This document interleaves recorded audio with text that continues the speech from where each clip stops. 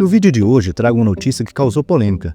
Em um vídeo divulgado na web, o ex-apresentador da Jovem Pan aparece ao lado de Antônio Fontinelli, dizendo em tom de brincadeira do estado de saúde do líder político. Que diz que eu comemoro a morte de Lula. Como é que eu posso ter comemorado a morte de alguém que não morreu? Esse é o primeiro ponto. Mas a matéria depois ela escreve algo do contexto, mas o vídeo ele foi postado somente num seu pedaço. Eu estava dizendo as coisas que eu havia lido, ao longo daquele dia, que foi quinta-feira, dia 12 de dezembro. Quinta-feira, 12 de dezembro. Mas o vídeo só foi ao ar, só foi postado em primeiro lugar pelo portal Metrópolis a partir do momento que eu falo o Lula morreu, mas não era essa. Existe um texto, existe um discurso anterior a ele. Esse é um primeiro ponto, porque eu falava para pessoas que saíram do Brasil em razão da má condução da economia. Pessoas que deixaram seus familiares aqui, deixaram sua terra natal e foram tentar a vida onde não há tanta opressão governamental. Tiago Pavinato é o apresentador que comanda o programa Faroeste, a Brasileira, que vai ao ar de segunda a sexta-feira às 14 horas ao vivo pelo canal da revista Oeste. Foi nesse canal que ele veio a público esclarecer toda a polêmica. Assista.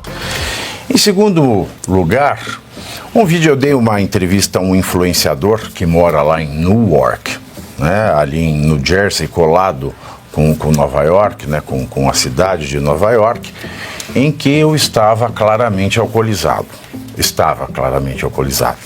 Sim, eu estava claramente alcoolizado. Eu parecia alcoolizado, eu cheirava alcoolizado porque eu estava alcoolizado. Era uma noite de premiação e aquilo foi uma entrevista que eu concedi, embora alcoolizado, com a maior sobriedade das palavras, apesar da cadência com conteúdo sóbrio, que eu não tenho uma vírgula para alterar. E por que é que eu estava alcoolizado aquele dia? Eu vou lhes dizer por quê. Vocês vão se lembrar que na edição do Faroeste Brasileira do dia 11 da quarta-feira, eu comentei aqui o caso do Clezão, um caso que me deixou muito mal. Quando eu entrei no programa, falei com vocês sobre os detalhes e sobre a decisão que sacramentou por unanimidade dos ministros do STF, por 9 dos 11 ministros, tirando o presidente que vota no desempate, e o Alexandre de Moraes, que está impedido porque é parte nessa demanda. E, basicamente, no cerne da questão, foi quando eu me dei por mim de que a lei de abuso de autoridade, que foi feita especialmente para que juízes não abusem da sua autoridade contra os réus, e ela foi uma lei feita pelo Congresso em 2019, muito em resposta à Lava Jato, para que pudesse enquadrar criminalmente juízes que colocam pessoas réus, investigados, em prisões preventivas sem os requisitos que estão no Código de Processo Penal, que não fazem a revisão da prisão preventiva imposta a um réu ou a um investigado de 90 em 90 dias, e que faz com que o juiz também observe os outros critérios do Código de Processo Penal para que, ao invés da prisão preventiva, apliquem medidas privativas de liberdade provisória, que não sejam um encarceramento, em alguns casos específicos, como a gestante, a mãe de crianças de menores de idade e também as pessoas que têm um estado de saúde que requeiram um tratamento médico mais complexo do que aquele que qualquer centro penitenciário brasileiro possa oferecer. E naquela tarde de quarta-feira, dia 11,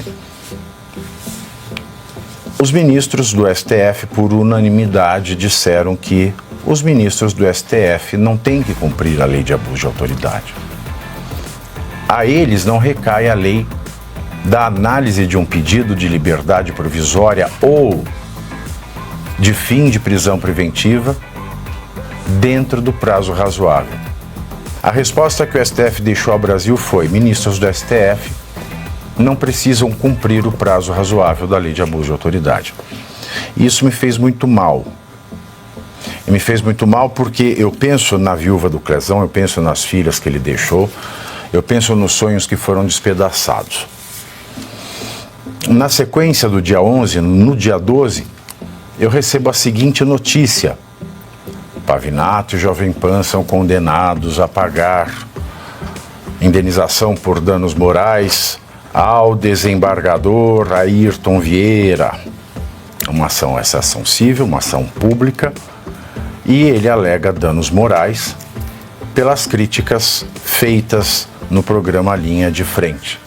Críticas sobre as quais eu não me retratei, e por isso eu tenho um processo penal e tinha esse civil. Então, mais uma condenação por danos morais, da qual cabe recurso, mas eu não vou recorrer.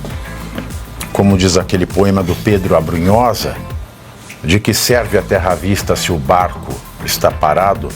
De que serve ter o mapa se o fim está traçado? Para que serve ter a chave se a porta está aberta? De que servem as palavras se a casa está deserta? Então, não compensa. A gente sabe qual vai ser o resultado final e um processo é sempre um desgaste.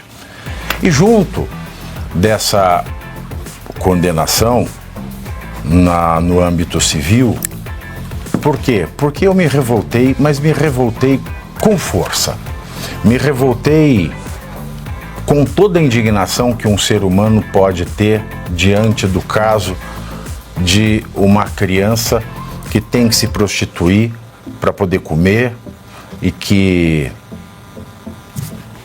por ela ser prostituta, não mereceu a salvaguarda da legislação que diz o seguinte: é estupro de vulnerável ter relação sexual com menores de 14 anos.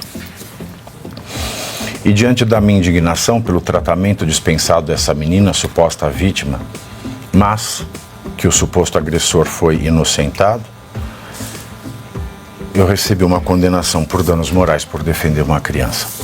Então você soma a frustração do caso do Clezão e que você vê que os juízes do STF estão acima da lei, pelo menos da lei de abuso de autoridade, em que está lá sacramentado que eles não precisam cumprir a lei, eles não precisam obedecer o prazo razoável que a lei manda, que a lei exige como obrigação, como dever do juiz.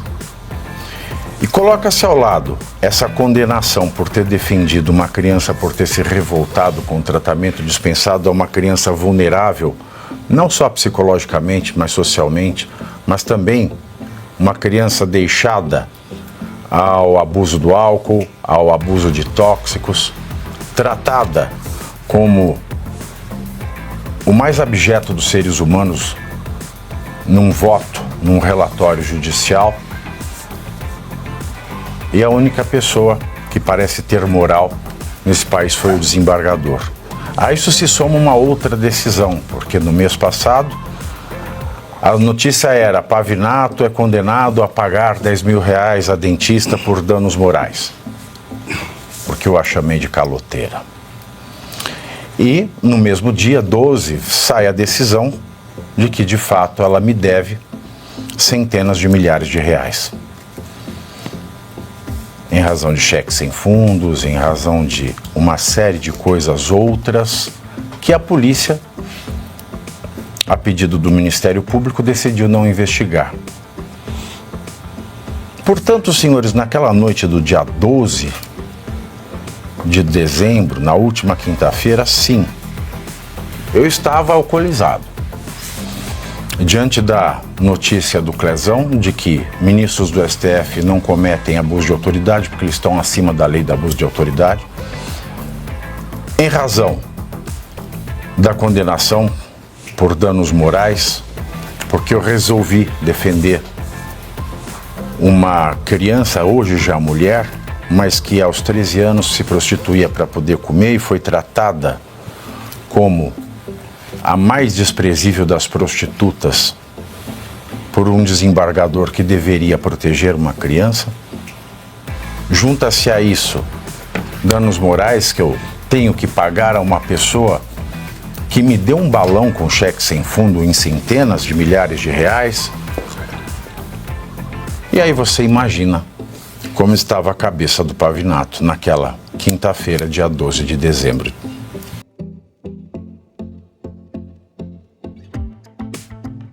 Agora, queria pedir para você deixar seu comentário aqui embaixo.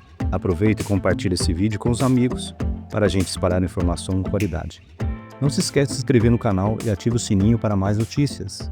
Até o próximo nível. Até lá!